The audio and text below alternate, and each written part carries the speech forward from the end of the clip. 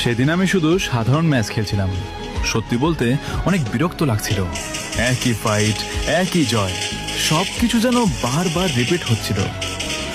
হঠাৎ খেয়াল করলাম একজন প্লেয়ার বারবার আমার ম্যাচ স্পেক্টেট করছে।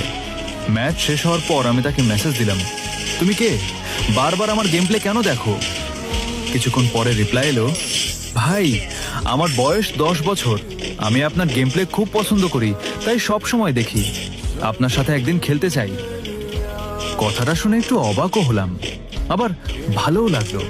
আমি জিজ্ঞেস করলাম, তোমার নাম কি? সে বলল, আরমান। সেদিন আমরা একসাথে খেললাম, তারপর প্রায় প্রতিদিনই খেলতাম।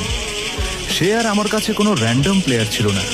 ধীরে ধীরে সে আমার ছোট ভাইয়ের মতো হয়ে গেল। আমি তাকে খুব আদর করে ডাকতাম। ওর সাথে খেলতে সত্যিই অনেক ভালো লাগতো। কিন্তু একদিন হঠাৎ ওর একটা মেসেজ এলো, ভাই আমি হাসপাতালে, আজ অনলাইনে আসতে পারবো না। আমি জিজ্ঞেস করলাম, কি হয়েছে? ও উত্তর দিল, আমার লাস্ট স্টেজ ক্যান্সার, কাল আমার চিকিৎসা হবে।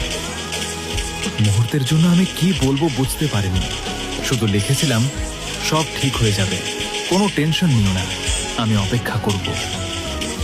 সেদিন খুব তাড়াতাড়ি গেম বন্ধ করে দিলাম। মনে মনে শুধু ওর জন্য দোয়া করছিলাম।